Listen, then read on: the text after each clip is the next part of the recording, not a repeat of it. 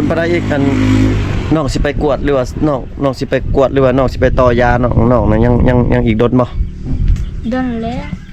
แบบบ่มีเงินเด้เพราะว่าเลือกทางหาจึงกลมันแล้วมีเงินจึงไปกวดต่อ แล้วสมมุติว่าถ้าน้องมีเงินนี่คือ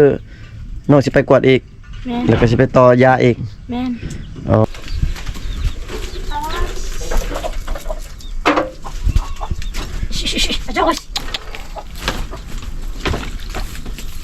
มาน้องนี่นอนอยู่เพื่อนตลอดป่ะน้องอยู่ในตารางบางมื้อคือนอนอยู่เพื่อนเลยเนาะไล่คุ้ม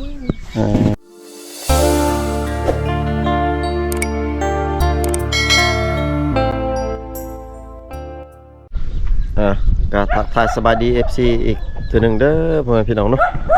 ยินดีต้อนรับ FC เข้าสู่ช่องเบาผู้ไทยคือเก่าพี่น้องเลยเนาะมื้อนี้เบาผู้ไทยเดินทางมาหาน้องสาวแก้วพี่น้องเลยเนาะตอนนี้เบาผู้ไทยก็มาฮอดหมู่บ้านของเพิ่นแล้วพี่น้องบรรยากาศอยู่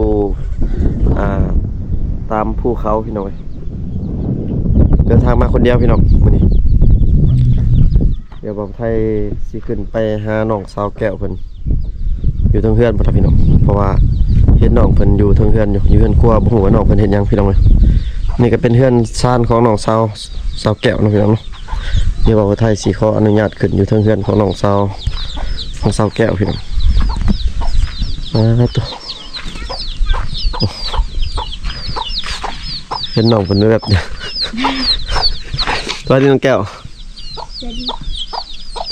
เฮ็ดยังน่ะนึ่งข้าวไปขึ้นก็ได้ตินี่ได้ขึ้นได้เนาะพี่น้องเอ้ยเดี๋ยวบ่าวไทยสิขึ้นอยู่ทางเฮือนของน้องพี่น้องขออนุญาตขึ้นก่อนเด้อพี่น้องเดี๋ยวสิถ่ายบรรยากาศยามบ่ายๆเนาะหรือว่ายามใกล้ๆสิแรงๆแล้วพี่น้องเอ้ยแม่ของเพิ่นกำลังนึ่งข้าวอยู่พี่น้องมันยังเนาะสังกะสีคูดูเอาตัวนึ่งข้าวสบายดีเนาะสบายดีตัวอยู่กันคนเดียวป่ะนี่นะแม่นอยู่กับร้านแต่ร้านไปตักน้ำเลยร้านตักน้ำ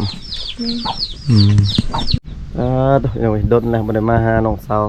แก้วเนาะโดนเลยบ่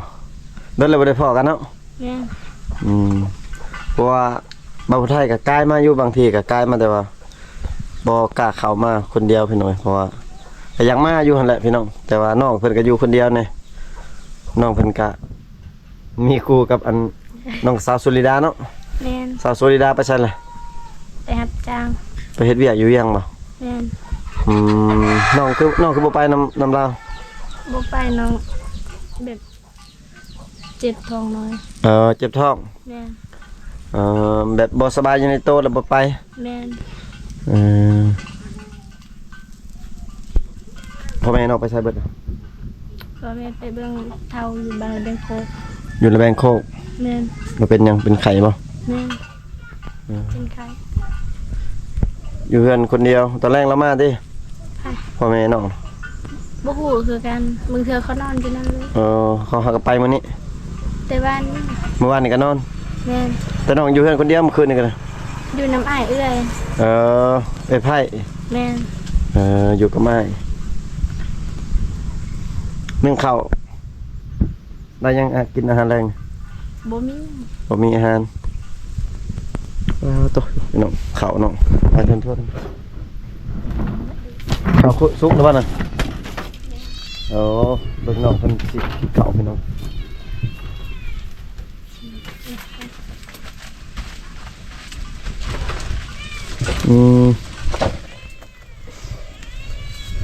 เป็นสิข้าวพี่น้องไอ้ทวนเป็นกิ่งเป็นยังเป็นไหวอันนี้เป็นบอลไหวอาหารการกินเพิ่นนะพี่น้อง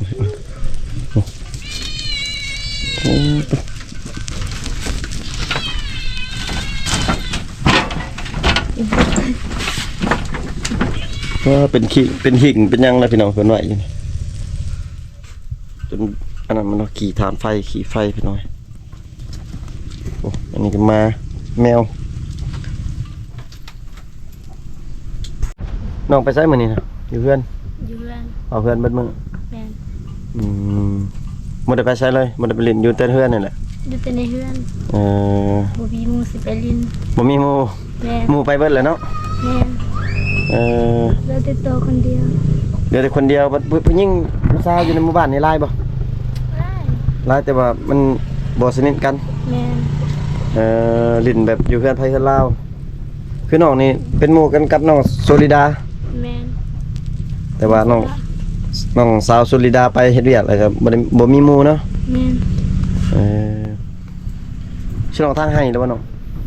ทางให้ ช่วงนี้ทางอะไรบ่ ทางแล้วเอื้อยกับอ้ายไปทาง อ๋อ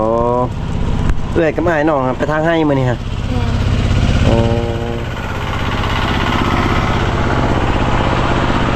ทางให้จักมื้อเลยเนาะ 6 มื้อแล้ว 5-6มื้อเลยสิแล้วบ่หรือว่ายัง ยัง กว้างบ่สิน้องเฮ็ดกว้างบ่ บ่ได้กว้างปานใด อืมเฮ็ดจักบ่น้องบ่เดียวนะ บนเดียว บ่เดียวแต่ว่าเฮ็ดกว้างๆเอาเนาะเฮ็ดใหญ่ๆแล้วเนาะ จำพอดีเฮ็ดแล้ว อืมสิไปใช้ต่อมาเลยบ่ได้ไปใช้อยู่เพื่อน เพื่อนแม่น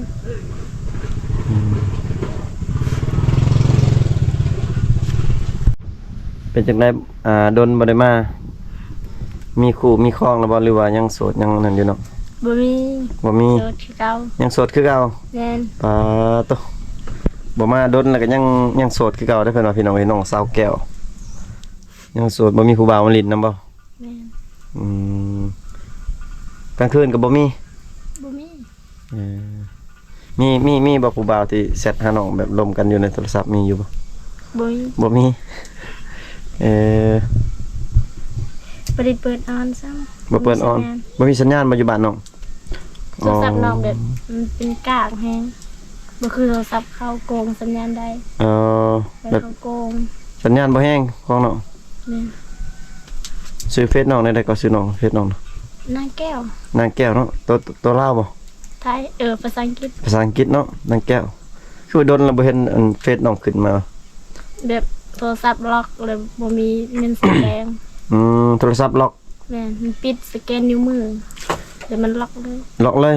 เปิดบ่ได้ปิดบ่ได้ แม่นลังเกลืองแล้ว ล้างเครื่องแล้วบ่นี่ล้างเครื่องก็ยังลิ้นบ่ได้ กินได้อยู่แต่บ่มีสัญญาณกาเฟสเก่าแล้ว เออแสดงว่าลิ้นก็ลิ้นบ่ได้เดี๋ยวนี้ลิ้นได้อยู่บ่สัตว์ลิ้นได้อยู่บ่ ได้อยู่ แต่มันอยากข้างมันอยากอันนั้นเนาะ แม่น พี่น้องเอ้ยถือว่าน้องก็ลิ้นเฟซอยู่แต่ว่าโทรศัพท์เพิ่นบ่อยากคักมันอยากเพมมันอยากเพไปจักเนาะ มันสงสัยคือสิ เออ โทรศัพท์อยากเพแต่ว่าคนเนี่ยบ่เพติ เจ้าของบ่เพติเนาะพี่น้อง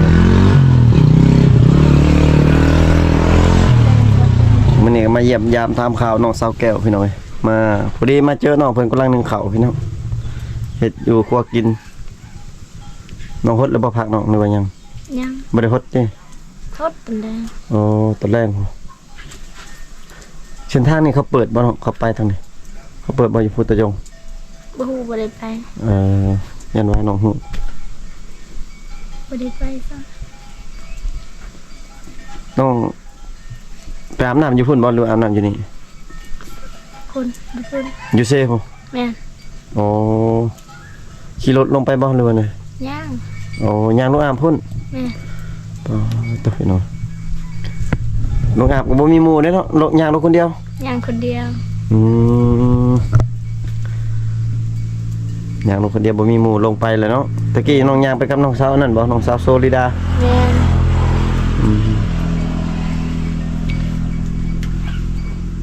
ตอนแรกมันที่น้องลงอาบน้ำเนาะแรกมันเนาะ ตันแรง คนร้ายบ่น้องคนร้ายบ่ หลอยู่ โดนละทีมงานบ่ได้มาเบิ่งน้องๆเพิ่นอาบน้ำพี่น้อง มาแต่ตอนนั้นพุ่นล่ะพี่น้อง ว่ามากกะ ถึงไป น้องๆเพิ่นค่าเวียกค่างานน้องสาวโซลิดาเพิ่นก็ไปเฮ็ดเวียกก็เลยบ่ได้มาน้องเป็นอยู่คนเดียวนี่เป็นเฮือนครัวของน้องเพิ่นเป็นเอาไว้ที่ว่าเฮือนนี้ที่น้องว่าอยากเฮ็ดใหม่ฮะ แม่น เออ อยากเฮ็ดใหม่แต่ว่าบ่มีสังกะสีพี่น้องเพิ่นว่าอยากเฮ็ดใหม่อยู่สังกะสีประมาณ30แผ่นนี่แหละพี่น้องเอ้ยประมาณ30แผ่นประมาณล้านกว่าบ่ประมาณนี้แหละประมาณล้านกว่าหรือ2ล้านนี่แหละพี่น้อง30แผ่นประมาณนี้แหละ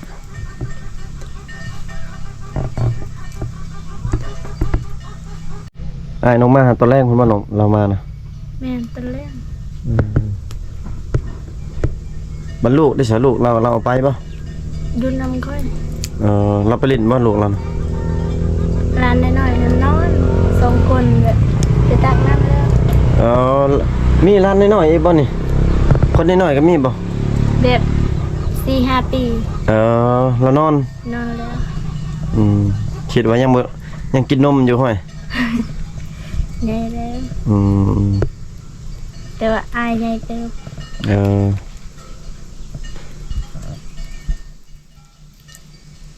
น้องบ่ได้ไปหาอัน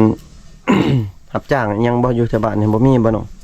มีแต่บ่ได้ไปรับจ้าง เอ เพราะ อ ว่าก็ตัวบ่ได้สบายปานใด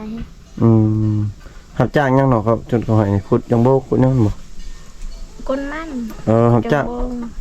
กดมัน แม่คนมันเขาก็จ้าง ยังบ่เข้ากระจ้างติ จ้าง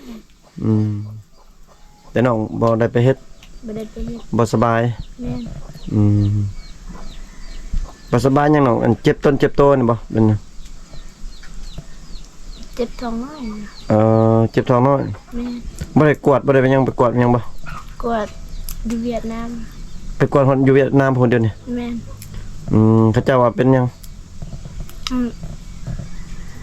ใหญ่ท้องน้อย ท้องน้อยใหญ่ แม่น มันเป็นอะไรมันเจ็บบ่น้องแม่นบ่ เจ็บ เจ็บตลอดบ่หรือว่าได บางวันก็เจ็บบางวันก็บ่ได้เจ็บ ฮักสลายมันสลายเจ็บบ่หรือว่ามันบ่เจ็บสลายแต่ละมื้อเจ็บบ่ บางมื้อแบบเจ็บธรรมดา เออ เจ็บมันก็เจ็บ บาง ท้อง เทื่อมันบ่เจ็บ เจ็บแห้งอะไรนี่เจ็บนะหรือ ธร ว่าร เจ็บ มดา เจ็บแบบธรรมดายุ่งไปซื่อ แม่นแต่ว่าเฮ็ดเวียกบ่ได้ เฮ็ดเวียกบ่ได้เนาะ แม่น กินยาบ่ไปกวดเขาเพิ่นให้วางยาให้บ่ วางยาให้ ไปกวดเฮาเวียดพุ แม่น ไผพาไปอ้ายน้องบ่ อ้าย เพิ่นวางยาให้กิน แม่น เบิดเท่าไรไปกวด 3 แสน เวียดนามไปทางพี่ที่ทางระบาวนี่บ่ไปทางไหน แม่นวิไล ไปทางใดวิไลหั่น แม่นทางยากพอดี ค่ายา3 แสนค่ากวดแต่ว่าค่าไปนี่เบิด เบิดหลายแสนเนาะ แม่น เกือบ1,000,000บ่ล่ะปะจ๊ะ ฮอดล้าน กลางคืนมันบ่ได้เจ็บบ่น้องกลางคืนหรือว่าเจ็บคือกัน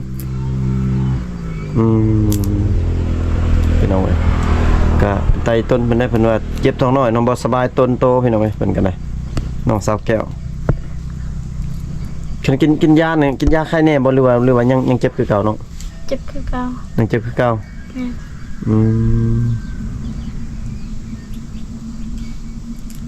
เป็นยาเม็ดบ่หรือเป็นยาน้ำเพิ่นให้กิน ยาเม็ด กินทุกมื้อบ่น้อง เซาแรงมื้อ เดี๋ยวนี้หั่นได้3มื้อทุกมื้อเลยเดี๋ยวนี้ยาเบิดแล้ว แม่นมีเงินซื้อ บ่มีเงินซื้อยาแล้ว แม่น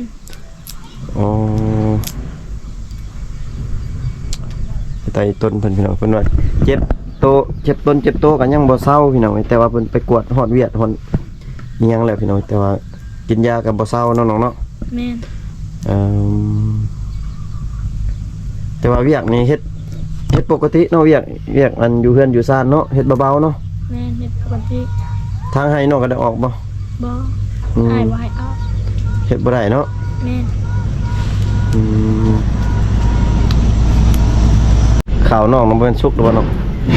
ฮะ สุกแล้ว มันคือบ่ใส่แล้วมันคันสุกเขาใส่สวยเลยโอ้ข้าวก็สุกง่ายจนทวนพี่น้องน้องสาวแก้วเพิ่นเป็นบ่สบายโตพี่น้องเอ้ย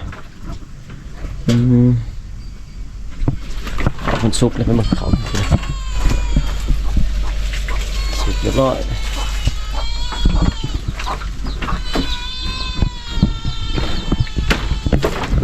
น้องอยู่เฮือนใน1ข้าวตลอดเลยเนาะ แม่จับเลยนะ เบิ่งน้องเป็นเคยเข้าพี่น้องอันบ่สบายโตได้อพี่น้องพระเจ้ายังเฮ็ดเรียกต้องเฮ็ดทุกมื้อพี่น้องเพราะว่าบ่มีผู้เฮ็ดเนาะพี่น้องก็จำเป็น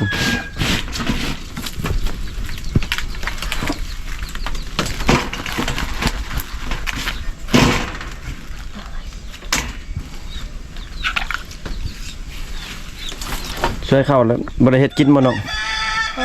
เออเสร็จเขาไปกินหนูเป็น แล้วเฮ็ดกินบ่เป็น เนี่ย มีแต่ท่าเอื้อยอ้ายมาบ่เลยเนาะเขาเจ้าเฮ็ด แม่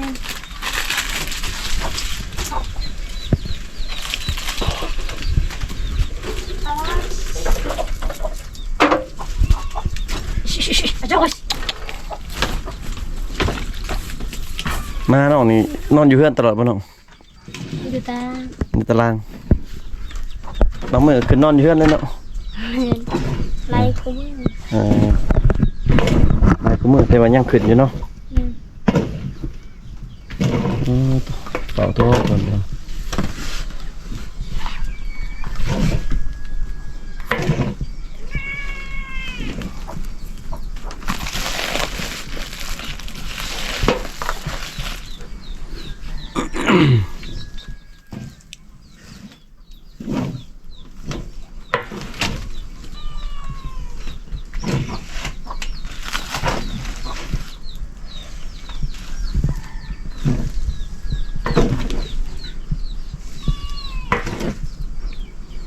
จะคนกินนี่เนาะอยู่นี่3-4 คนบ่เขานี่ 6 คน 6 คน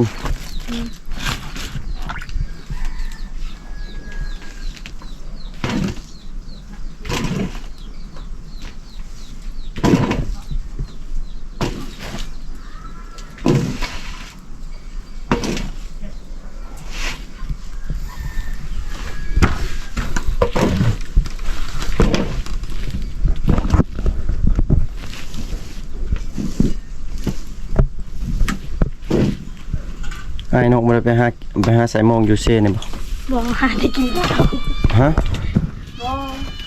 เราบ่ได้ไปบ่ แม่ เออ ไอ้เราหาจะกินแล้ว กินเหล้า กินเราคือไม่ เหล้าหั่นได้ แม่ กินอยู่ไสน้อง ยืนนี่ อ๋อเราก็มักไปกินคือกัน มา เออมาใส่กับได้ซะเราบ่ได้ไปบ่ใส่กับหนูก็บ่ได้ไป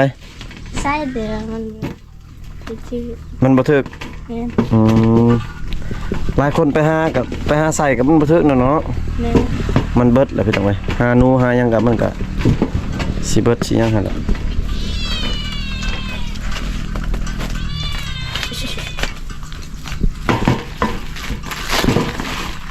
เรียบร้อยแล้วพี่น้องเอ้ยน้องเพิ่นช่วยเข้า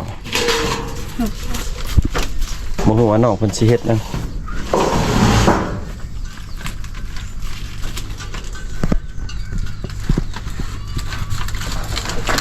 แล้วบ่น้อง แล้ว บ่ไปใช้ติบัดนี้ แม่ แล้วบ่อยากแล้วก็อยู่ซื่อๆบัดนี้ เดี๋ยวจะ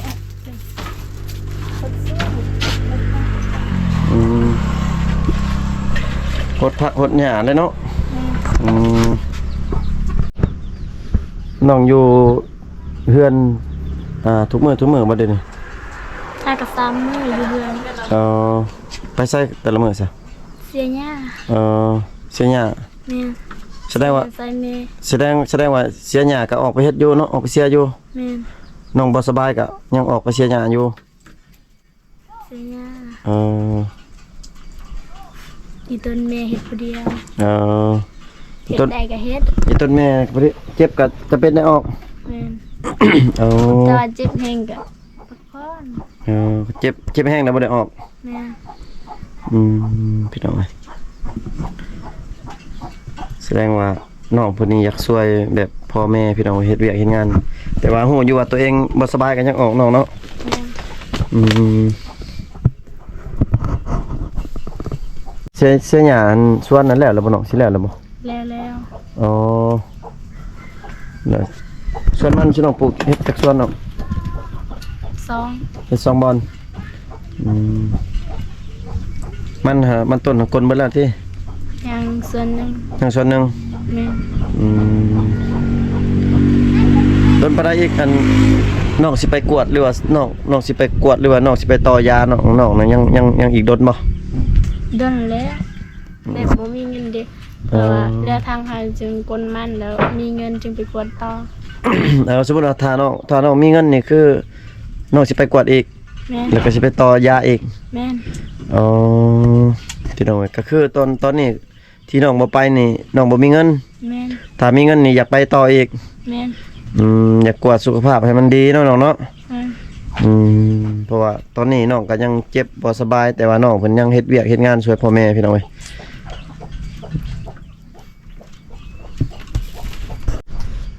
พี่น้องเอ้ยก็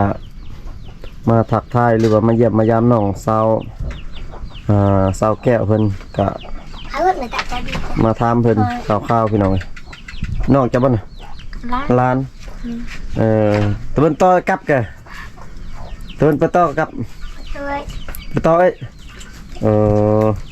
บ่ซื้อเด้อย้อนกึเนาะมานำเนาะ คือสุดท้ายมาตอนตะกี้หันน้องยังบ่ได้เจ็บบ่หรือว่าเจ็บก่อนนั้นน่ะ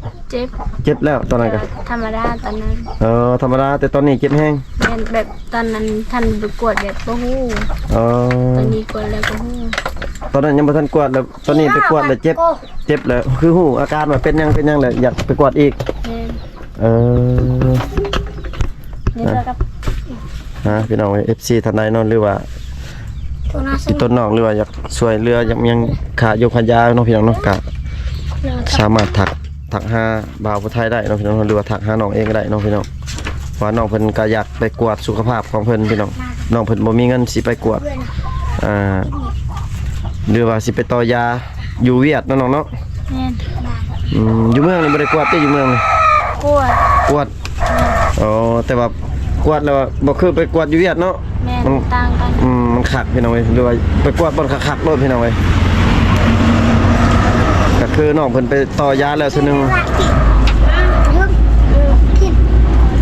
ได้ที่น้องไปกวดอยู่หั่นอยู่เวียดน่ะเดี๋ยวนึงไปซื้อยาซื้อ ซื้อยาซื่อ ๆแม่นสองเทื่อแล้ว ๆ2เทื่อแล้วไปเวียดหั่น ตอนที่1นั่นน้องไปน้ำพอไปกวดเทื่อที่2อ้ายไปผู้เดียว ไปเอายาซื่อ แม่น ไปเอายาซื้อๆเรื่อย พี่น้องเว้ย